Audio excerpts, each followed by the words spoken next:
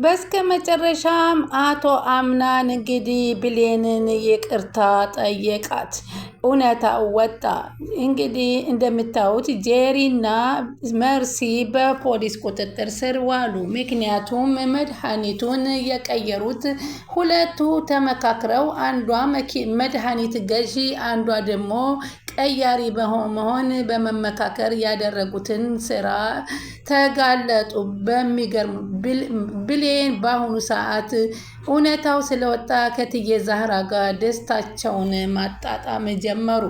በጣም ደስ የሚል እሱም ይቅርታ አድርጊልኝ በማለት እንግዲህ ተንበርክኮ ብሌንን ቅፍም እያደረገ እያሽከረከረ ይቅርታ ጠየቃት። ትላንትና ፓርት ላይ ያየነው ነገር ሁላችንንም አስደንግጦን ነበረ።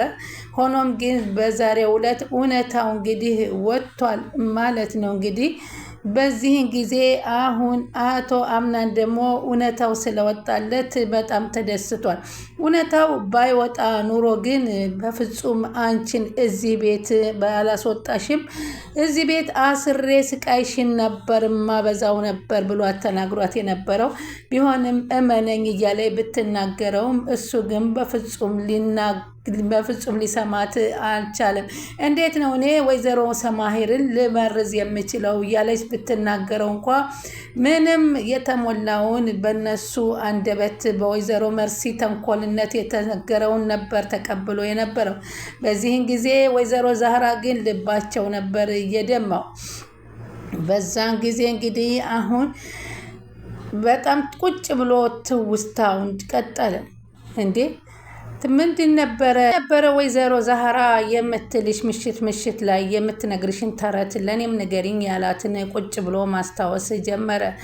እና እሺ ትፈልጋለህ እና እዚህ ትራስ ላይ ጋደም በል ያለችውንና ጋደም ብሎ ፀጉርን እያሻሸች እንግዲህ የነገረችውን ታሪክ ማስታወስ ጀመረና እኔ እኮ ጥፋተኛ ነኝ ብሎ አንድ ሰው በመንገድ ላይ እየሄደ የድሮ መምህሩን ያየዋል አለችው። አስታወስከኝ መምህር? መምህሩም አይ አላስታወስኩህም ልጄ አለው። እንዴ ሰውየውም ልጁን እኮ አንተ አስተማሪ ነበርክ። አስቸጋሪ ልጅ ነበርኩኝ በትምህርት ቤቱ እና አንድ ቀን ከክፍል ውስጥ ተማሪዎችን ገንዘብ ሰረኩኝ።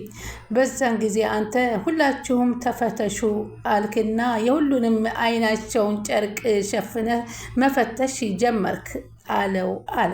እኔ ጋር ስትደርስ ግን ፈትሸህ የሰረኩትን ገንዘብ አገኘኸው። እናም ለተሰረቀው ልጅ ገንዘቡን መለስክለት አለው። ይህ ታሪክ እንዴት ደስ ትዝ አይልህም አለው። መምህሩም ታሪኩን አስታወስኩት፣ አንተን ግን ላስታውስህ አልችልም አልኩም ብሎ ይነግረዋል።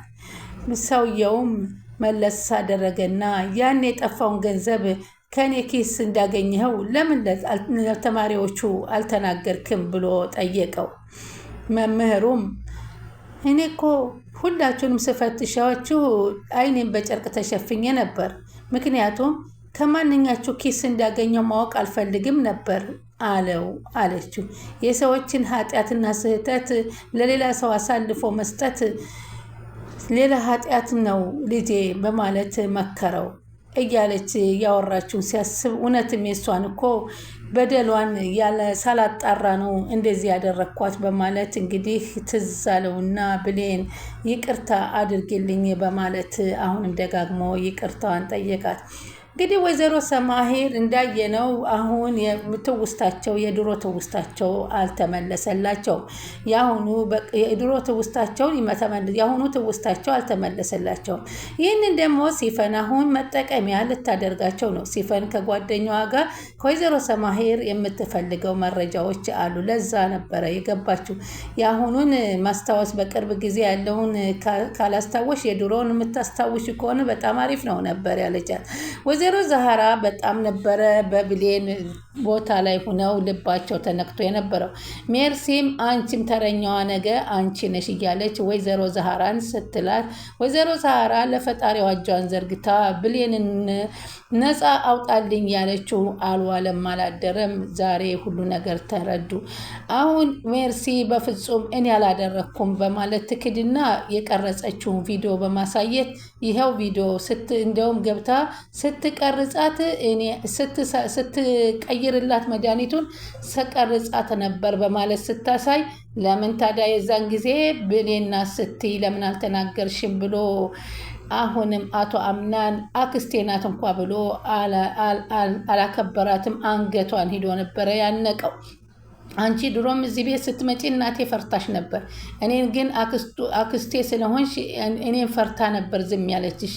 ግን አንቺ ያሰብሽውን አደረግሽ፣ እናቴን እንደዚህ አደረግሽ በማለት ሲናደድ፣ ዘወር ብሎ ደግሞ ጄሪ ሲያያት ደግሞ ጄሪ ደግሞ አድራጊ ሆና ቪዲዮ ቅርጭ ብሎ ታየባቸው። መቼም እውነት ይመነምናል እንጂ አይበጠስም። በንዴት ጄሪንም አንገቷን ይዞ ወዘወዛት። እንዴት አባሽ ታደርጊያለሽ? አንቺ እናቴን ጠልተሽ ነው ወይ እኔን ልታገቢ የምትፈልጊው? መጀመሪያ እናቴን ያላከበረኝ ምን ታከብረኛለችና ነው በማለት ሲጮህባት ላደረገችው ነገር ተጸጸተች። ወይዘሮ ሜርሲ ምን ነው ባልተከተልኩና ባልሰማው እስከ ማለት ደረሰኝ። ሰላም ውዴ ቻናል የተከታታዩ ሰላማችሁ በያላችሁበት ይብዛል። ቻናል አዲስ የሆናችሁ ሰብስክራይብ፣ ላይክ፣ ሼር እያደረጋችሁ አበረታቱ። ድር ቀጣይ ፓርቲ ዘመተናል። በዚህ ባለፈው ፓርቲ እንግዲህ እንዳያችሁት አቶ አምናንና ብሌን ያሳለፉትን ሁላችንም ልባችን ተነክቶ አዝነን ነበር። ሆኖም ግን እውነታ ወጥቶ ዛሬ ሜርሲና ጄሪ ለዚህ በቅተዋል ማለት ነው። ወይዘሮ በመካከል ግን የተጎዱት ወይዘሮ ሰማህል በጣም ነው የሚያሳዝኑት ማለት ነው። በዚህን ደረጃ ቤታቸውን ግቢያቸውን ማየት አቅቷቸው አልጋ ላይ ለዘላለም ቁጭ ብለው ትውስታቸው ሲሄድ በጣም ልብ ይነካል። አምናንም በጣም በእናቱ በኩል በጣም የፈለገ ይሁን እናቴ እኮ ናት፣ ማን ነው ደፍሮ ይሄን መድኃኒት የቀየረው በማለት ቢጠይቅም ወይዘሮ መርሲ ግን ለራሷን ለማሸሽ ብላ ብሌንን እንደዛ አስመትታ አስቀጥቅጣ፣ ብሌን ግን ስቅ ብላ አልቅሳ ነበረ። ሆኖም ግን አልዋለም አላደረም፣ እውነታው ወጣ። አሁን ወይዘሮ ሜርሲና ጄሪ እንኳን አይደለም ጄሪ አግብታ ጓደኛ ልጆቿ አባል ልታረገው እሷም ወደ እስር ቤት ተወረወሩ።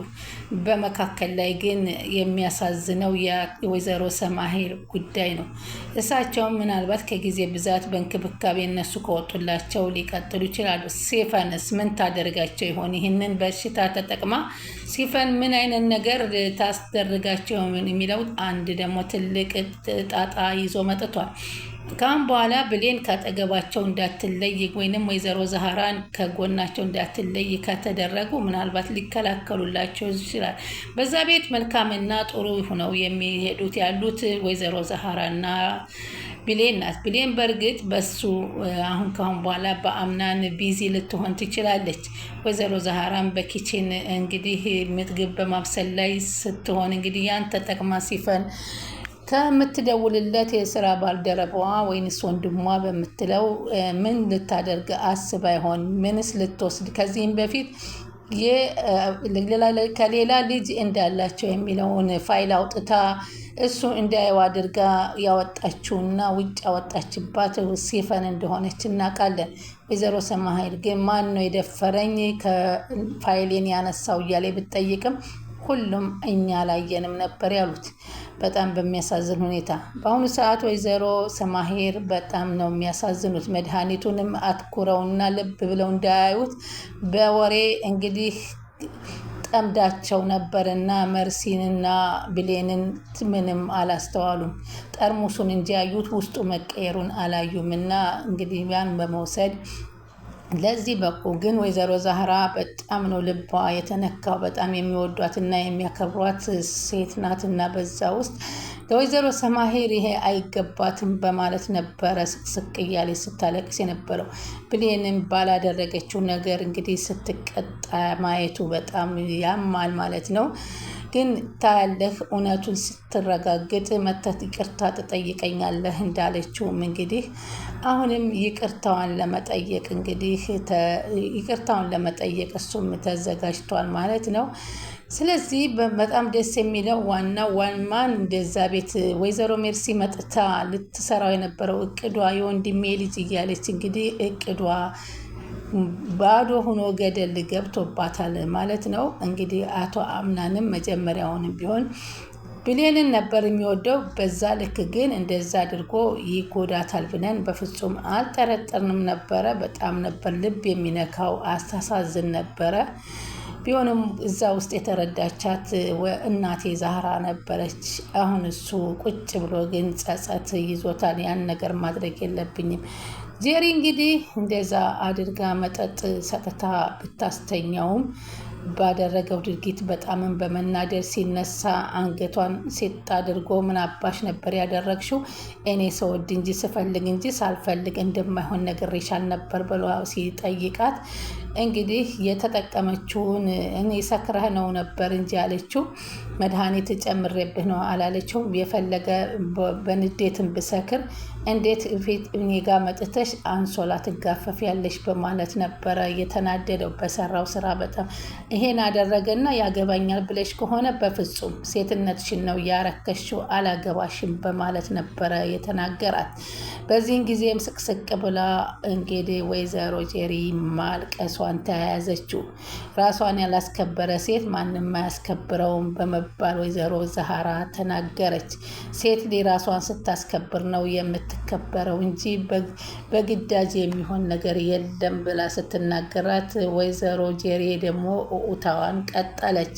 እንግዲህ ውድ ቻናሌ ተከታታዮች ስለምትከታተሉኝ ከልብ አመሰግናለሁ። ቀጣውን እንግዲህ እስከምንገናኝ ደግሞ ሰላማችሁ በያላችሁበት ይብዛልን። ቻናሉን ሰብስክራይብ፣ ላይክ፣ ሼር ያደርጉ ይጠብቁን።